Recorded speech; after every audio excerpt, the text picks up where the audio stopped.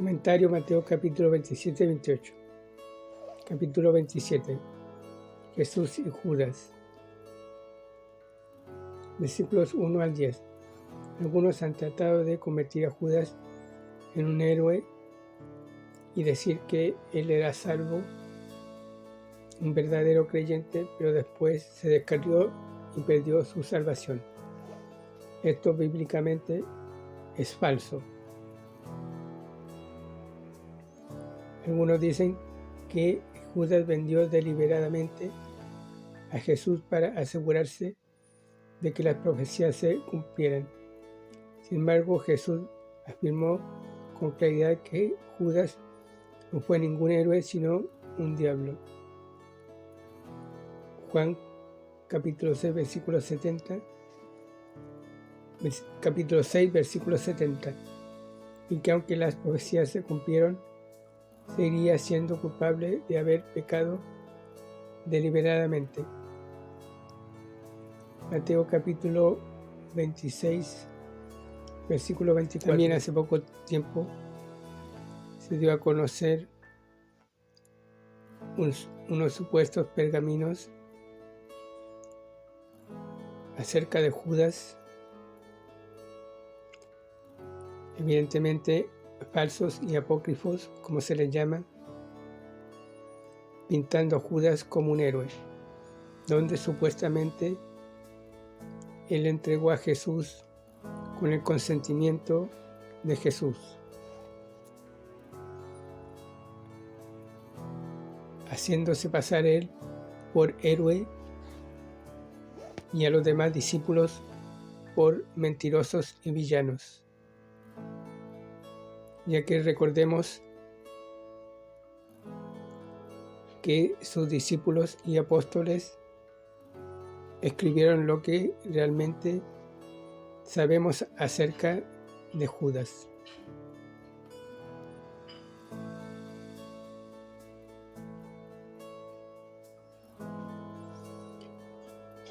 El cristianismo existe no gracias a ese supuesto evangelio o escritura acerca de Judas, sino por lo que tenemos en la Biblia. La Biblia es la base del cristianismo. Por lo tanto, es una prueba de que ese supuesto libro de Judas es falso. Judas era cizaña. Su amor al dinero y tal vez al deseo egoísta de ser un líder en un reino terrenal lo mantuvieron en el grupo de los discípulos, pero su corazón nunca estuvo con Cristo. Él dijo: he pecado, versículo 4, porque lo habían atrapado en el acto, pero no dio evidencia de arrepentimiento sincero. Rechazó la verdad, creyó una mentira y Satanás se apoderó de él. Juan 13, capítulo 3, versículo 3. Versículo 27. Judas se quitó la vida porque Satanás es homicida. Juan capítulo 8, versículo 44. No nótese que Judas tuvo que confesar que Cristo era inocente. Mateo 27, versículo 4. Le llamaba Rabí, pero un día se vería obligado a llamarle Señor. Filipenses capítulo 2, versículos 2 al 11. La compra del campo del alfarero cumplió la profecía de Zacarías capítulo 11, versículo 13. Jeremías capítulo 18, versículo 19 también tiene que ver con un campo del alfarero, de modo que es posible que Jeremías pronunció la profecía en su tiempo, pero fue escrita por Zacarías más tarde. La muerte de Cristo compró la redención del mundo. La muerte de Judas compró un cementerio para extranjeros. Jesús y Pilato, versículos 11 al 32. Usted debe leer todos los relatos de los evangelios para ver la intranquilidad e indecisión del gobernante. Una vez tras vez salió a la multitud. Luego entró para interrogar a Jesús. Todo esto mientras buscaba alguna manera de evitar tener que tomar una decisión. Pero ningún hombre puede evitar tomar una decisión respecto a Cristo. A Pilato le advirtió su esposa y su propia conciencia, y sin embargo, con toda intención, entregó a Cristo para que lo crucificaran. Es cierto que este era el plan de Dios. Hechos capítulo 2, versículo 23. Pero Pilato no puede ser considerado exento de culpa. Hechos capítulo 3, versículo 13. Pone mucha de la culpa sobre los judíos mismos. El eterno plan de Dios nunca le niega al hombre la libertad de elección ni de la culpa subsecuente. Pilato pensó que la chusma pediría a Jesús, no a Barrabás, para liberarlo, pero se equivocó. Jesús no es la selección del pueblo. Los hombres siempre pedirán un pecador, no al Salvador. Barrabás significa hijo del Padre. Ellos recibieron al Hijo de Dios a cambio de un asesino.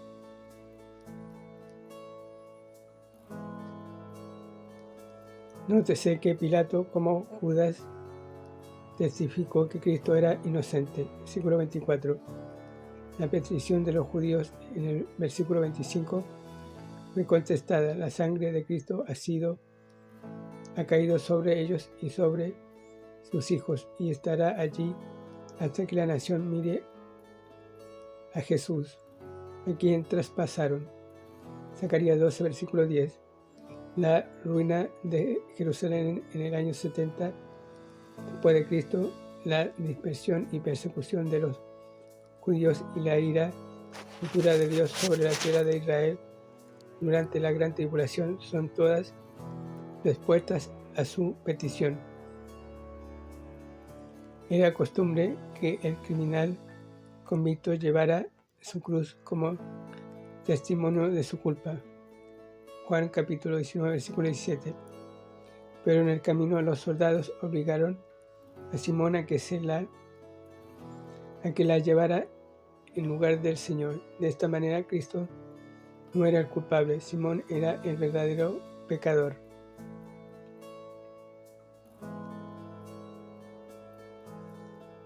Jesús y los espectadores. Lea el Salmo 22 para ver una profecía gráfica de la crucifixión y note cuántas de estas profecías se cumplieron en este capítulo, que cuadro sigue siendo el Calvario para la humanidad de hoy.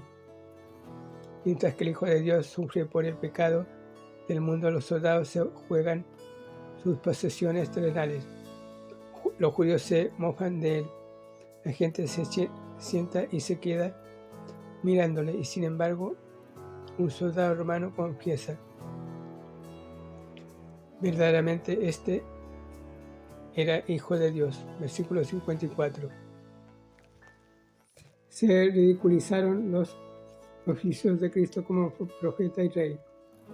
Negaron su profecía respecto al templo. Versículo 40. Véanse Juan capítulo 2, versículo 19, Mateo capítulo 26, versículo 61, y repetidamente se rieron de sus afirmaciones de ser rey. Versículo 37, 42. Las tinieblas que se mencionan aquí, versículo 45, fue algo evidentemente sobrenatural. No podía haber sido un eclipse, porque la temporada de la Pascua ocurría en luna llena. Fue la manera del Padre para velar la cruz mientras su Hijo llevaba los pecados del mundo y probaba por la humanidad la ira de Dios. El misterio de Dios, el Padre abandonando a su Hijo unigénito, es demasiado profundo para que nosotros lo captemos y comprendamos.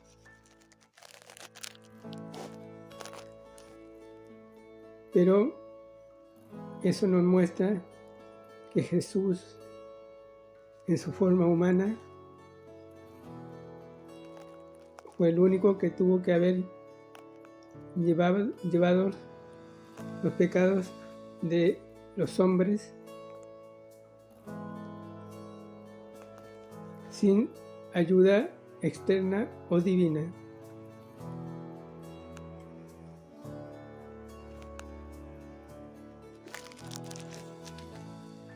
Los tres sucesos de su muerte son asombrosos. El velo se rasgó debido a que su sangre abrió un camino nuevo y vivo a Dios. Hebreos capítulo 10, versículo 16 al 25. Es posible que este milagro hizo que muchos de los sacerdotes creyeran después en Cristo. Hechos capítulo 6, versículo 7. Las tumbas se abrieron porque su muerte conquistó la muerte. Hebreos capítulo 2, versículo 14 al 18. Los santos no salieron de las tumbas sino después de su resurrección, porque Cristo es hecho primicias. 1 Corintios capítulo 15, versículo 20 al 23. Judas y Pilato confesaron la inocencia de Cristo, así como el soldado romano, versículo 54. Incluso la ira del hombre alaba a Dios. Jesús y sus amigos, versículo 55 al 66. Después que Jesucristo finalizó su obra de redención, note que nunca más lo tocaron menos manos enemigas. Mientras que Cristo estaba siendo hecho pecado por nosotros, Dios permitió que la gente hiciera lo peor. Pero cuando la obra quedó terminada, Dios permitió que solo los amigos de Cristo lo tocaran. Sin duda, José y Nicodemo eran creyentes. De otra manera, no se habrían contaminado para la Pascua al sepultar el cuerpo de Jesús. Ya no necesitaban el Cordero Pascual. Habían descubierto perdón en el Cordero de Dios. Nicodemo vino a Jesús de noche, versículo 3, y le defendió frente al concilio. Juan capítulo 7, versículos 45 al 53. Al parecer, Nicodemo y José de Arimatea hicieron lo que el concilio sugirió. Escudriña y ve. Juan capítulo 7, versículo 52. Al buscar en las Escrituras, el Espíritu Santo los iluminó de manera que comprendieron los sufrimientos y la gloria de Cristo. De la profecía de Daniel entendieron cuándo él moriría, y de otras escrituras por qué y cuándo moriría. Así tenían preparada la tumba y las especias. Juan capítulo 19, versículo 38 al 42. Y estaban cerca cuando Jesús murió. Así Dios, en su providencia, cuidó del cuerpo de su Hijo, y de esa manera se cumplió la profecía de Isaías 53, versículo 9. Los líderes judíos recordaron lo que los discípulos olvidaron, que Cristo prometió salir de la tumba después de 3 días. Qué desafortunado resulta que Satanás y sus hijos conozcan la Biblia mejor que los cristianos. Los judíos llamaron a Cristo aquel engañador, versículo 63, sin tan siquiera darse cuenta de que un día la nación de Israel va a aceptar al archiengañador, el anticristo, y ahora hará pacto con él, asegurándolo como sabéis. Versículo 65. Fue todo lo que Pilato pudo decir. Pero ningún sello terrenal podía evitar que Cristo saliera de la tumba como había prometido.